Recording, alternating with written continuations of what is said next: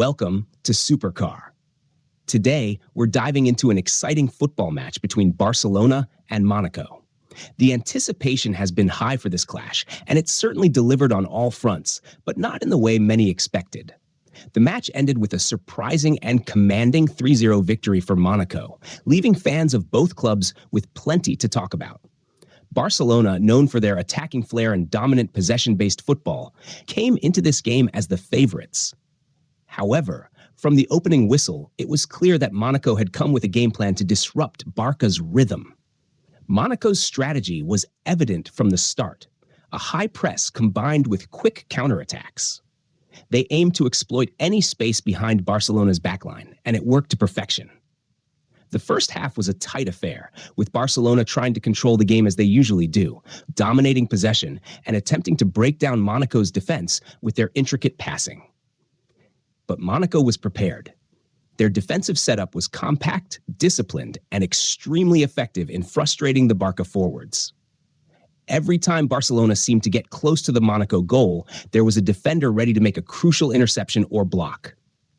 The first goal of the match came midway through the first half, and it was Monaco who struck. A quick turnover in midfield saw Monaco launch a rapid counterattack.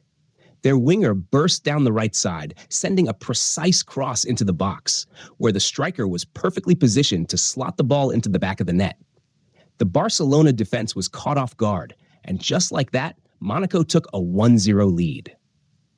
This goal seemed to shock Barcelona, and for the rest of the first half, they struggled to regain their composure. Monaco, on the other hand, grew in confidence. They continued to press high up the pitch, forcing mistakes from Barcelona and creating more opportunities.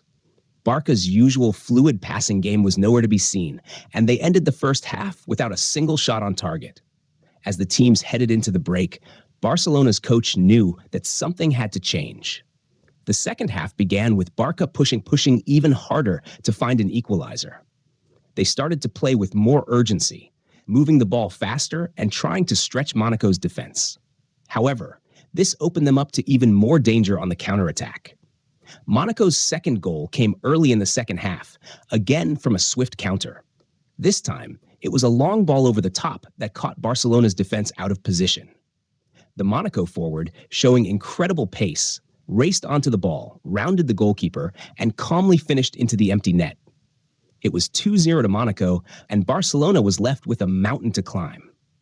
The second goal seemed to deflate Barcelona's spirit. Despite their efforts to get back into the game, Monaco's defense remained resolute. Every time Barcelona got close to the Monaco penalty area, they were met with a wall of defenders. Barca's star players were marked out of the game, and their creative midfielders struggled to find any space to operate.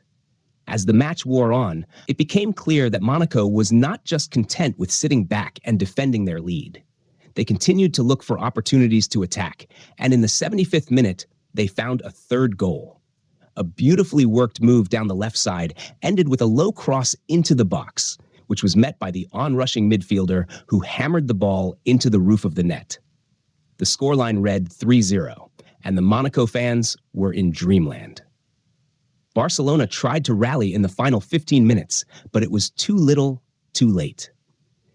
Monaco's defense held firm, and the final whistle blew to confirm a stunning 3-0 victory for the visitors. This result will undoubtedly send shockwaves through European football, as Monaco proved that they can compete with the very best.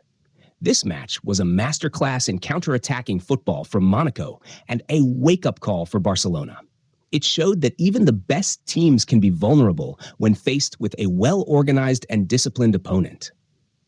Barcelona will need to go back to the drawing board and figure out how to bounce back from this defeat. Before we wrap up, don't forget to subscribe to Supercar for more in-depth match analysis, live commentary, and all the latest from the world of football. If you enjoyed this breakdown, give us a like and leave a comment below with your thoughts on the match. Who do you think was the standout player? What does this result mean for Barcelona going forward? We'd love to hear from you. Thank you for tuning in, and we'll see you next time on Supercar.